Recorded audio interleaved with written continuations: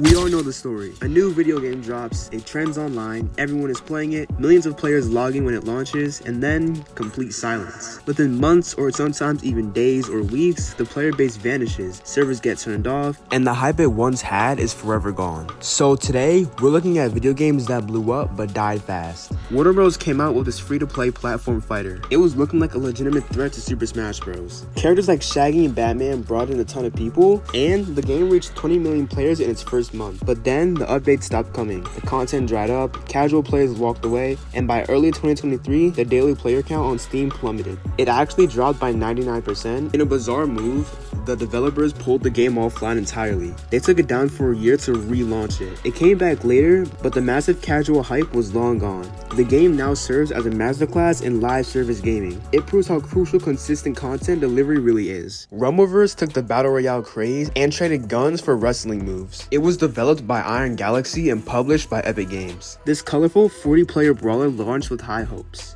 Everybody was loving the game, as well as it immediately won over a dedicated community. Players loved its deep combat mechanics, they loved its hilarious virtual gameplay, and reviewers praised its fresh take on an oversaturated game.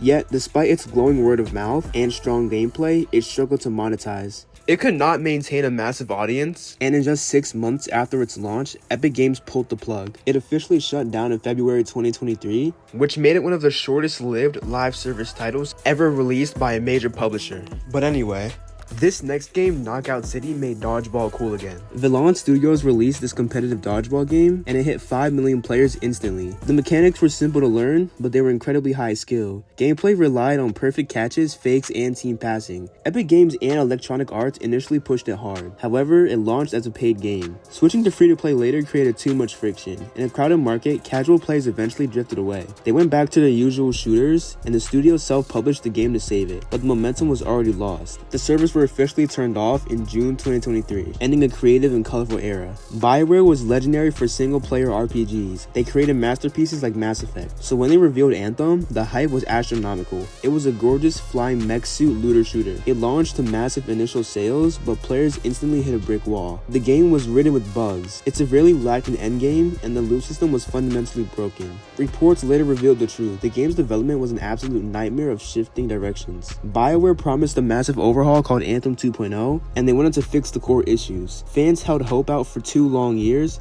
Eventually, all hope was lost.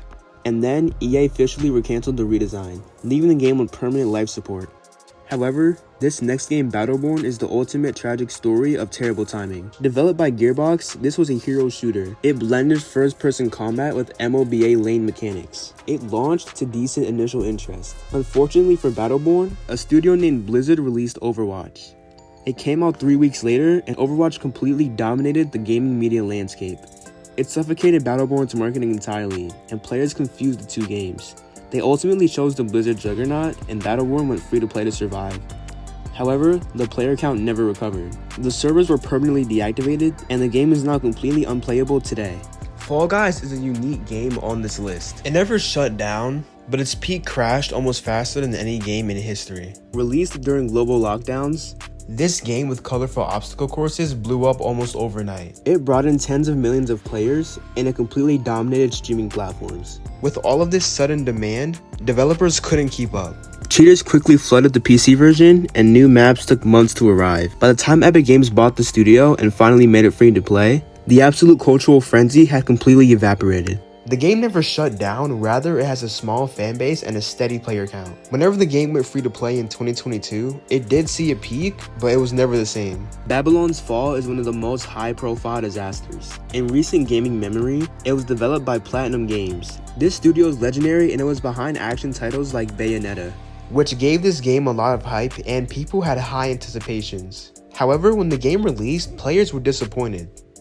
It was published by Square Enix, and because of this, expectations were really high. It launched as a full-life, cooperative live service game, but players were immediately repulsed. Players hated its blurry, oil painting visual style. They hated the aggressive microtransactions, and at one point, the concurrent player count on Steam literally dropped to one singular player. One person on the entire server on the entire game. Square Enix realized the game was unsalvageable. They shut down the servers less than a year after release. They shut this game down on February 27th, 2023. For this next falling game, Before Dead by Daylight perfected asymmetrical multiplayer, this video game Evolve attempted to conquer it. Launched by Turtle Rock Studios, the premise was brilliant. 4 human hunters tracked down 1 player, a player controlling a massive evolving monster. The game blew up at trade shows. It had massive launch members. However, its publisher 2K Games buried it. They buried it under a mountain of confusing day 1 DLC. There were too many expensive season passes, and players felt nickel and dime before even learning the game. The balancing was also notoriously difficult to manage. And at this point, players were getting very annoyed with the game. It made matches incredibly frustrating. There was nothing that could save the game whatsoever. It was dead. When they relaunched the game to make it free to play, it failed to save it, and the servers were shut down for good. First Watch Games and Hi-Rez Studio launched Rogue Company. It entered open beta with high energy. This third-person tactical hero shooter gained massive traction. The game had a lot of people interested, thanks to partnerships with big streamers like Dr. Disrespect. It offered fast, satisfying gameplay, and it crossed over with major franchises like The Walking Dead. However, as the beta dragged on, the game suffered. It was plagued by precedent bugs and matchmaking issues. It also lacked a strong marketing push. It couldn't compete against giants like Valorant and Apex Legends. The player base slowly eroded away. They had to cut expenses on the game and remove it from Nintendo Switch. It left behind a skeleton crew of dedicated fans, which honestly isn't that many. I'm surprised the game didn't shut down, especially with the lack of players on it, but it completely dropped out of mainstream conversation. I chose to save the most historic collapse for last. And the game I'm talking about is Conquered. Sony spent roughly 8 years developing this game, and they aimed for it to be the next big live service franchise. Instead, it launched to a market completely exhausted by hero shooters. The game was $40, so why would anybody want to pay for the game when they could play a hero shooter like Valorant or Overwatch? And the game came out to incredibly low player counts. It sold fewer than 25,000 copies globally. Just 2 weeks after its launch, Sony made an unpredicted decision. Actually, it was less than 2 weeks and specifically 11 days, so I don't know why I'm saying 2 weeks, but anyways. It was a fatal mistake for Sony to charge $40 for this game, especially for the type of game it was and the genre it was in. They refunded every single player and they pulled it from the stores entirely. Since I don't have much time left, I'm going to talk about Rec Room. Rec Room was a game made for VR where you could play a lot of mini games and decorate your room. However, the game was never profitable. The game reached over 150 million players and was on a lot of platforms. Eventually, in June 2026, the game shut down. And before it shut down, since it wasn't profitable, the game was secretly struggling.